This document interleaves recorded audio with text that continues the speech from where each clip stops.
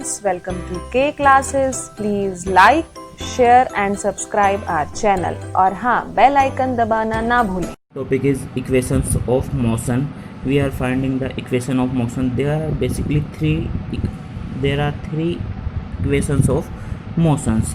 हम पहले इन्हें equations of motion को लिख लेते हैं. कौन कौन सी equations of motion होती है? v is equal to u plus A T, V square minus U square equal to 2as, and last one is s is equal to ut plus 1/2 a t square.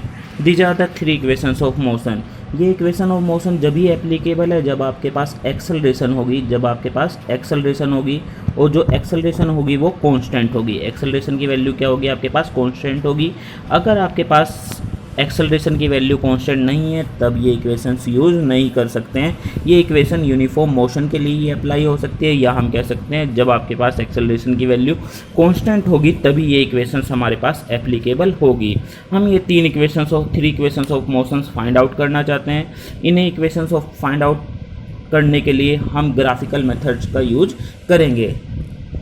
तो हम ग्राफिकल मेथड का use करते हैं. Graphical method में सबसे पहले हम consider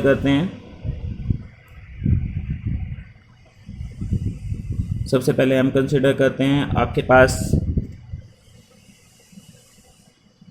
एक वेलोसिटी टाइम ग्राफ गिवन है.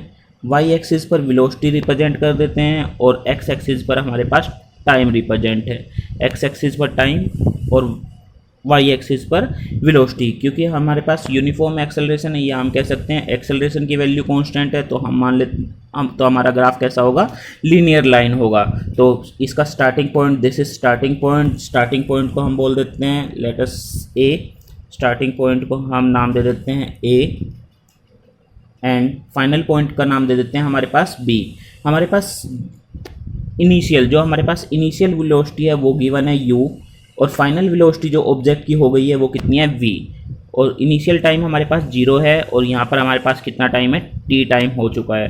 तो अब आपको फाइंड आउट करना है कि आपका इक्वेशंस ऑफ मोशन क्या होगी. आपको पता है कि अगर हमें वेलोसिटी टाइम ग्राफ में स्लोप निकालना है तो हम स्लोप किस तरह से निकालते हैं? स्लोप होता है हमारे पास dy अपॉन में dx. y डायरेक्शन में कितना चेंज आया है डिवाइड बाय x डायरेक्शन में कितना चेंज आया है. और वेलोसिटी टाइम ग्राफ का स्लोप आपको बताएगा एक्सेलरेशन. इट मीन्स हमारे पास क्या फाइंड आउट हो जाएगा? एक्सेलरेशन फाइंड आउट हो जाएगा. तो हम यहाँ पर क्या फाइंड आउट कर रहे हैं? Acceleration is represented by a. तो आप सबसे पहले देखिए आपका y एक्सिस में कितना चेंज आया है. तो y एक्सिस में कितना चेंज आया है? ऑब्जेक्ट स्टार्टिंग में यहाँ पर था, इस पॉइंट पर था, ए पॉइंट पर था, बाद में किस पॉइंट पर आ गया? बी पॉइंट पर आ गया. तो वाई डायरेक्शन में कितना चेंज आया है?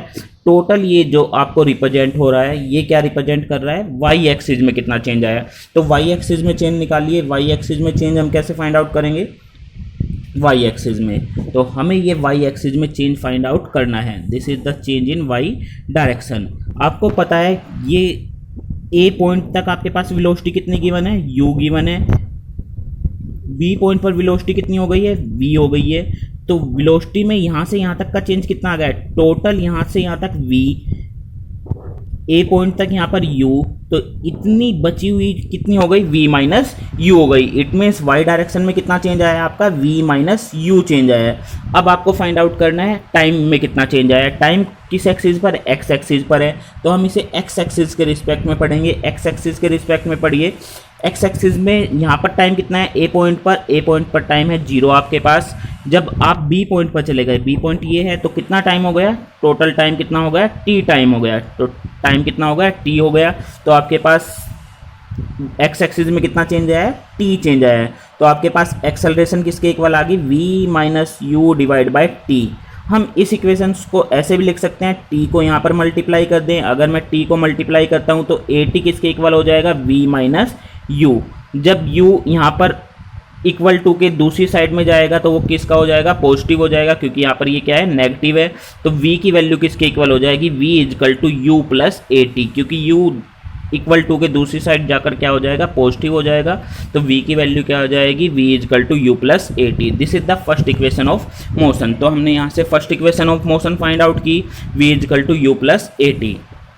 वाई एक्सिस में चेंज हमने फिर से समझ लीजिए, वाई एक्सिस में चेंज कैसे निकालना है, क्योंकि ये टोटल बी पॉइंट पर वेलोसिटी कितनी हो गई थी हमारे पास, v, और ए पॉइंट पर कितनी वेलोसिटी थी हमारे पास, u थी। तो ऑब्जेक्ट ए से बी में गया, ए से बी पर गया है, तो आपके पास ए से बी तक चेंज कितना है, v माइनस u आ गया, क्योंकि यहाँ पर u है, यहाँ पर v है। तो चेंज कैसे निकालते हैं, फाइनल माइनस इनिशियल, फाइनल कितना है v, इनिशियल कितना है u, तो चेंज कितना आ गया, final minus initial, final velocity minus initial velocity, final velocity v है, इनिशियल वेलोसिटी u है। तो आपके पास y डायरेक्शन में चेंज कितना आ गया, v माइनस u। टाइम के लिए x एक्सिस पर जाए, x एक्सिस में टाइम दे रखा है तो टाइम पर जाएंगे। टाइम कितना चेंज हुआ है, शुरू में 0 था और लास्ट में कितना होगा, t। तो t माइनस 0 कितना होगा, t होगा। तो हमने x एक्सिस पर क्या लिया है, t लिया है। तो this is the first equation of motion. तो फर्स्ट इक्वेशन ऑफ मोशन क्या आ गई आपके पास, v is equal to u plus A t. First equation आ गई v is equal to u plus A t. अब आपको फाइंड आउट करना है second equation of motion. Second equation of motion कैसे फाइंड आउट करेंगे, second equation of motion find out करने के लिए फिर से हम वेलोसिटी टाइम का ग्राफ कंसीडर करेंगे। ये वाई एक्सिस, ये एक्स एक्सिस, ये आपके पास आ गया टाइम आ गया। ये हो गया आपके पास ए पॉइंट, ए पॉइंट हम मान लेते हैं, this is A point and this is B point. A point पर वेलोसिटी कितनी है, u, और बी पॉइंट पर वेलोसिटी कितनी है आपके पास, v वेलोसिटी है। तो अब आपको फाइंड आउट करना है second equation of motion. Second equation of motion कैसे फाइंड आउट कर सकते हैं, आपको पता है area under the curve, area under the curve, area under the curve in velocity time graph represent the displacement. It means इस जो ये ग्राफ दिखाई दे रहा है, अगर मैं इसका area under the curve find out कर लूँ तो क्या आ जाएगा आपके पास, डिस्प्लेसमेंट आ जाएगी। तो कैसे फाइंड आउट करते थे area under the curve, area under the curve find out करने के लिए जो हमारे पास ए पॉइंट था उससे एक लाइन कहाँ पर लेके आ जाते थे, टाइम एक्सिस पर। बी से भी हम कहाँ पर लेके आते थे, टाइम एक्सिस पर। तो आपको ये एक एरिया दिखाई दे रहा है, किस तरह का एरिया दिखाई दे रहा है, ये आपको एक ट्रेपीजियम का एरिया दिखाई दे रहा है। ट्रेपीजियम का एरिया जिसका इसकी साइड लिख लेते हैं, ये C और ये D। तो AD आपको क्या रिप्रेजेंट कर रहा है, U, BC क्या रिप्रेजेंट कर रहा है आपको, V, D से G तक आपको क्या रिप्रेजेंट कर रहा है, टाइम T। तो अब आपको फाइंड आउट करना है डिस्प्लेसमेंट। आपको पता है डिस्प्लेसमेंट, डिस्प्लेसमेंट कैसे फाइंड आउट करेंगे वेलोसिटी टाइम ग्राफ में। वेलोसिटी टाइम ग्राफ में अगर आपको डिस्प्लेसमेंट फाइंड आउट करनी होती थी तो किस तरह से फाइंड आउट करते थे हम, जब हम डिस्प्लेसमेंट फाइंड आउट करते थे तो हम क्या फाइंड आउट करते थे, एरिया। एरिया आपको क्या बताएगा, displacement. Area under the curve क्या बताएगा, डिस्प्लेसमेंट। एरिया किस तरह का दिखाई दे रहा है, ट्रेपीजियम का। ट्रेपीजियम का एरिया क्या बताता है, 1/2 sum of parallel side, sum of parallel side into में हाइट, इनटू में हाइट। अब एरिया देखिए, एरिया कह सकते हैं या डिस्प्लेसमेंट, डिस्प्लेसमेंट को मैं डिनोट कर रहा हूँ S से, तो क्या हो जाएगा 1/2 सम ऑफ पैरेलल साइड। इसमें पैरेलल साइड आपके पास कौन सी हुई, जब हमने वेलोसिटी टाइम ग्राफ बताया था उसमें बताए थे, तो पैरेलल साइड हमारे पास कौन सी बनती थी। तो पैरेलल साइड भी देख लेते हैं, पैरेलल साइड आपके पास कौन सी बनेगी। तो आपके पास बनी है पैरेलल साइड, आपके पास जो ये है AD और BC, ये पैरेलल दिख रही हैं, दोनों लाइन क्या है, पैरेलल हैं। तो इनका सम, तो AD किसके इक्वल है, U, और जो हमारे पास BC है वो किसके इक्वल है, V के, इनटू में हाइट। हाइट कितनी होगी, जो इनके बीच की पैरेलल जो इनकी डिस्टेंस है, इनके बीच में कितनी डिस्टेंस है वो है T। तो आपके पास आ गया ये 1/2 V प्लस U इनटू में T। अब इसे हमें सोल्व करना पड़ेगा। अब डिस्प्लेसमेंट यहाँ पे किसके इक्वल आ गई, 1/2 V प्लस U इनटू में T। तो हम इसे हटा देते हैं और सोल्व करते हैं इसे। तो आपके पास इक्वेशन आ गई है S is equal to 1/2 V plus U into में T।